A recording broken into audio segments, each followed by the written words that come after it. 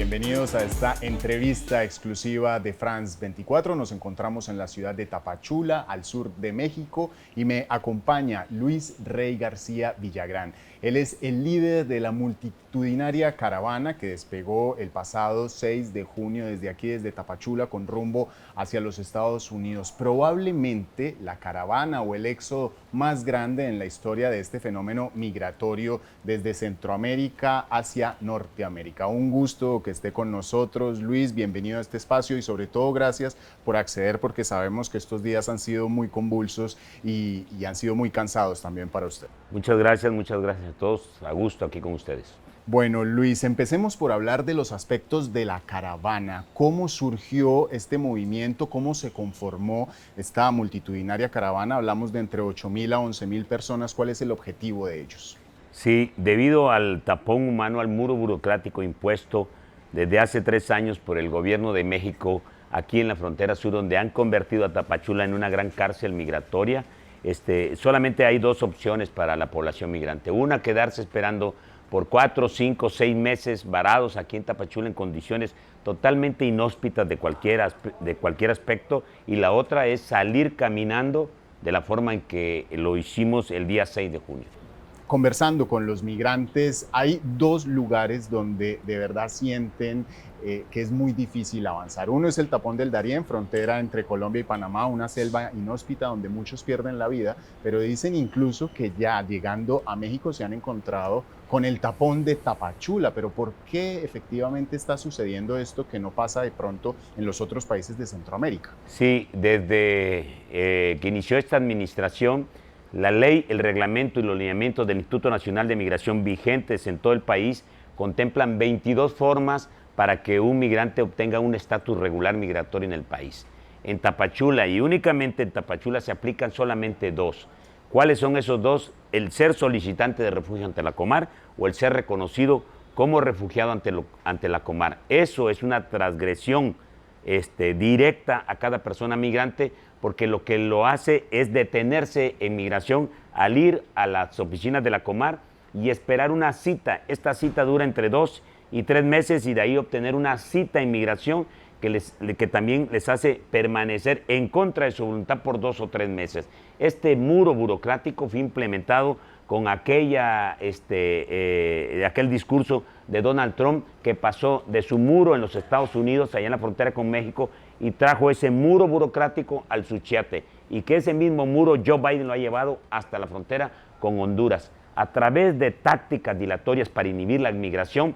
En contubernio con todos estos países inmersos, con sus mandatarios, han tratado de detener al migrante aquí en la frontera sur, haciendo de la frontera sur cárceles migratorias, ciudades cárceles migratorias, como es Tapachula, como es Tuxtla Gutiérrez, como es el mismo Huixla, como es Playa del Carmen, Villahermosa, deteniendo a los migrantes de Puebla para acá y tratando de hacer de Puebla para arriba otro país diferente. A nosotros nos parece grave. Y usted habla de un tema muy importante, que es el de cárceles migratorias. Aquí en Tapachula hay un centro de reclusión del migrante que se llama Siglo XXI, y lo que hemos conversado con los migrantes es que allí los han torturado física y mentalmente. ¿Qué es lo que está sucediendo en este lugar? ¿Cuáles son las denuncias y qué se va a hacer al respecto? Sí, el Instituto Nacional de Migración maneja eufemismos para definir las condiciones en las que cada migrante está dentro de una cárcel migratoria. Ellos dicen están asegurados. Nadie está asegurado. Están privados de su libertad. Están privados de su libertad, están en lugares restringidos donde todo el tiempo hay una tortura física y una tortura mental, debido a que el migrante detenido lo llaman y le dicen: ¿quieres salir de acá? Tenemos testimonios, cientos de testimonios de esto. Hay quejas ante la Comisión Nacional de Derechos Humanos, hay quejas ante la Comisión Interamericana de Derechos Humanos, donde los obligan a firmar los retornos asistidos. Es otro eufemismo que utiliza el instituto, porque en realidad son deportaciones. México fue el país que más deportó de América el año pasado, y hasta los 3 primeros meses de este año ha roto ese mismo récord. Quiere decir que México maneja un doble discurso sobre el manejo de los migrantes. La cárcel migratoria siglo XXI debe de abrir sus puertas. Hay mucha opacidad lo que pasa adentro, se les vende drogas, se les extorsiona a los familiares en Estados Unidos. Hay cientos de denuncias. Hace unos días, cuando partimos nosotros, al otro día ellos se inconformaron adentro de la estación migratoria y formaron un motín donde fueron golpeados incluso con toques eléctricos. Bueno, y justamente la caravana tenía el propósito de que la unión hace la fuerza y los que han podido avanzar ya se encuentran fuera de Tapachula, están en Huixla, están en Mapastepec.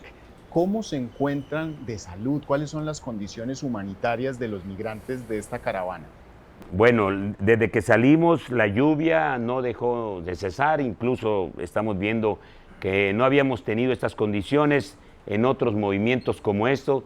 Veníamos caminando 3,000 niños, venimos caminando 3,000 niños en este grupo, 5,000 familias, mujeres embarazadas, 126 mujeres embarazadas, mucha población vulnerable, personas en sillas de ruedas, minusválidos, mucha gente con problemas de salud ya de por sí y con las condiciones climáticas. La gente se enfermó mucho, tuvo dificultades para caminar, la caminata fue extenuante, 10, 12 horas diarias, en condiciones adversas, poca agua, poca comida, deshidratación, muchas cosas, pero el ánimo siempre fue muy arriba de los compañeros migrantes, de todo, de los niños sobre todo.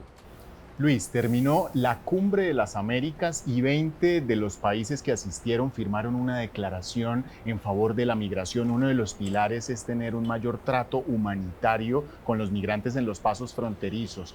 ¿Qué opina usted al respecto? Bueno, en primer lugar, nosotros creemos que hay un doble discurso de los mandatarios de los países involucrados en esta Cumbre de las Américas, en las que dicen una cosa y hacen otra cosa.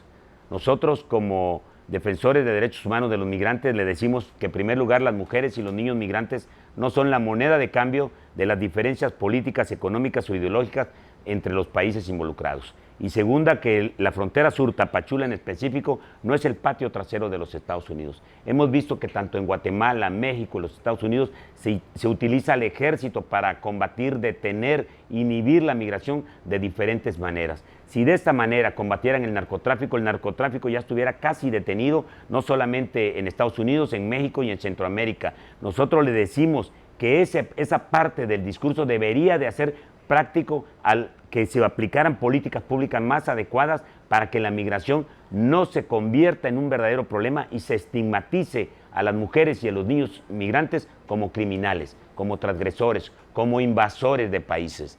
Los migrantes no somos criminales, somos trabajadores internacionales. Señor Luis, claramente la presión que ha ejercido la caravana ha funcionado para que, por ejemplo, la Oficina de Migración de Aduana de Huixla ya haya entregado más de 7,000 formas múltiples de migración para que se puedan mover libremente los migrantes. Sin embargo, corren rumores dentro de la caravana, hay desinformación, de pronto noticias falsas de que más adelante serán los agentes de migración o de la Guardia Nacional quienes les van a romper este formato en aras de nuevamente capturarlos y deportarlos. ¿Qué tan cierta es esta información? Lo que se les entregó está establecido en el artículo 174 de la Ley de Migración, las formas migratorias múltiples. Este documento es válido en todo el territorio nacional, pues el instituto es una dependencia del gobierno federal y es válido en las 32 entidades federativas con las que cuenta México. Pero la corrupción, hay que reconocer que el Instituto Nacional de Migración, todas las policías habidas y por haber, son altamente corruptas. En muchos casos, en estos 3 años de administración, les piden dinero todo el tiempo a los migrantes, les rompen su tarjeta, los regresan a Villahermosa, los regresan a Tapachula, y es por eso uno de los grandes motivos por los cuales caminamos, para decirles a las autoridades corruptas, incluso al crimen organizado, que por favor, no hagan esto de extorsionar a los migrantes. El documento es válido en todo el territorio nacional, pero no solamente es la Guardia Nacional y el Instituto Nacional de Migración, son las policías estatales, son las policías municipales, todo mundo aprovechándose de los migrantes, pidiéndoles dinero, sobre todo en esta parte donde forman Ciudad Acuña y Piedras Negras para llegar a Eagle Pass. Ahí detienen a los autobuses, los extorsionan, se suben, igual que lo que platicábamos en Ciudad de Guatemala, para la llegada a México, saliendo de San Pedro Sula, se han aprovechado de los migrantes, están viviendo de la extorsión a los migrantes al pedirles fuertes cantidades de dinero a gente que la que caminó con nosotros son la gente más pobre, de los más pobres, de los más pobres, los que están en la cúspide de la necesidad. Nos estamos acercando al final, pero no quiero dejar de preguntarle, en todo caso, ¿cuáles son las alternativas que tienen los migrantes para cumplir ese objetivo de cruzar hacia los Estados Unidos? Solamente para nosotros son dos tipos de migrantes, sin decir nacionalidades, los que hay en esta frontera sur. Los migrantes ricos y los migrantes pobres. Los migrantes pobres son los que caminan con nosotros. Esos son los que caminan con nosotros, los que no tienen dinero. Los otros, los que tienen dinero, le pagan a un coyote, a un traficante de humanos, a un tratante de personas, entre 5, 8 mil y hasta 12 mil dólares para llegar a la frontera norte. Quien ha incrementado sus aras, sus bolsillos, es el crimen organizado a través de esta contención, de este nudo humano que permanece en México. La otra opción es quedarse en Tapachula por 6 o 8 meses en condiciones totalmente inhóspitas. Para despedirnos, quisiera preguntarle, señor Luis, ¿usted por qué es el líder de la caravana? ¿Por qué está detrás de esta ayuda a los refugiados, a los migrantes aquí en el sur de México? Pues principalmente estoy tratando de regresar lo que en un momento la sociedad, la providencia hizo por mí. Estuve 12 años, 5 meses, 19 días prisionero, acusado de un delito que nunca cometí, y hubo mucha gente, no solamente en México, sino en el extranjero, que me ayudó a salir y obtener mi libertad y a reconocer que fui acusado injustamente, y lo único que hago es regresar a la sociedad, a los más necesitados, a la gente que no los puede ayudar nadie, a que ellos obtengan a través de esto que estamos haciendo nosotros, cumplir su sueño americano, cumplir sus metas, poder hacer algo para ser mejores seres humanos. Señor Luis Rey García Villagrán, activista en favor de los derechos de los refugiados, de los migrantes, muchas gracias por haber estado en France 24. Gracias a ti, Dios te bendiga, y a todos los que nos escuchan. A ustedes también muchísimas gracias por su sintonía y por favor sigan informándose en France 24 y en france24.com.